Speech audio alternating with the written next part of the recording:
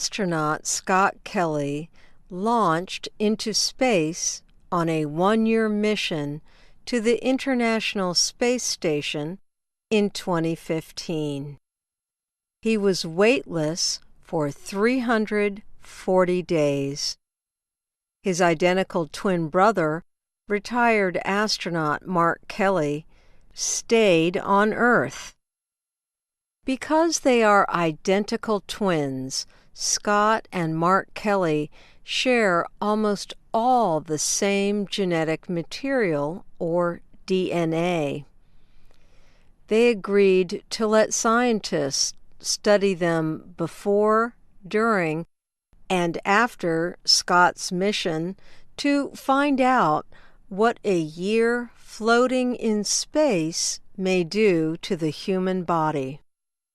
The investigation is known as the Twin Study, and the first results are now in. In the Twin Study, researchers are looking at 10 aspects of the human body. They are doing the investigation for NASA's Human Research Program. NASA is the American Space Agency. They introduced some early findings at a conference in Texas last month. At the conference, researchers said that some genetic changes occurred in Scott Kelly while he was in space. John Charles is the chief scientist for NASA's Human Research Program. He says researchers expected some of those changes, but there was a surprise, a change to Scott's telomeres. Telomeres sit on the end of chromosomes. Chromosomes are the part of cells that hold DNA. Usually, as people age, their telomeres become shorter. But when he was in space, Scott Kelly's telomeres did the opposite. They became longer. Charles says, usually astronauts have shorter telomeres than other people. He thinks this may be because their intense training on Earth is stressful. So, being in space, Charles says, may actually be less stressful. They're eating well, they're sleeping, we hope, well, they have work that's meaningful to them, they're exercising, they have 2 hours every day for exercise, a luxury that many of us on the Earth would like to have, but can't afford. Scott Kelly's telomeres shortened again when he returned to Earth. Researchers are also looking at the twin brothers' microbiomes. Those are the microorganisms, mostly good bacteria, that all humans carry in their intestines to help with digestion. Scott and Mark had different microbiomes, but NASA says that is probably because the men had different diets and different environments. Charles says Scott Kelly's microbiomes showed the astronaut was very healthy going into space and stayed healthy while he was there. Scientists also compared the two men's bones.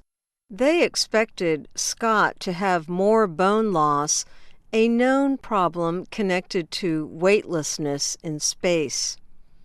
Sure enough, Scott's bone formation decreased during the second half of his mission.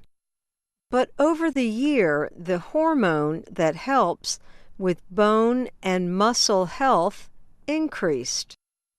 Researchers say the increase is probably connected to all the exercising Scott did every day to combat the bone and muscle loss. So while his bones did change, they may end up being just as strong as before. The researchers also studied the men's fine motor skills, how their hands and fingers work. To test the skills, the twins performed tasks with their fingers on a tablet computer screen. The early results show that Scott's accuracy and reaction time may have decreased while he was in space.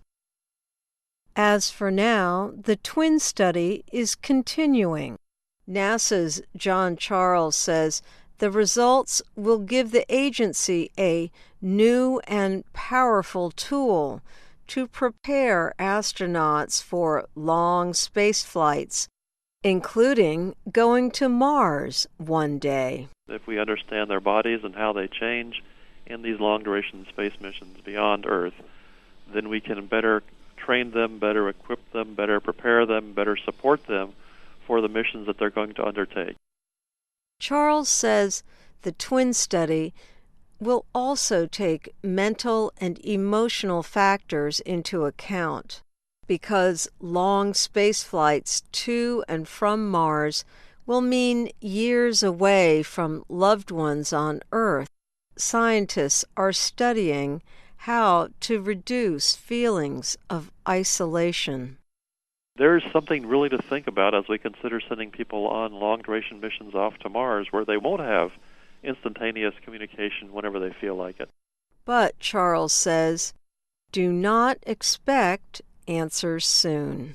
This is a painstaking, tedious process that will only gradually provide the results that we're expecting from this mission.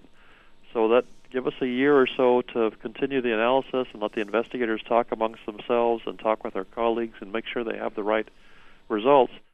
Then, he says, there might be some surprises when researchers truly understand what happened genetically to Scott Kelly in space and Mark Kelly on the ground.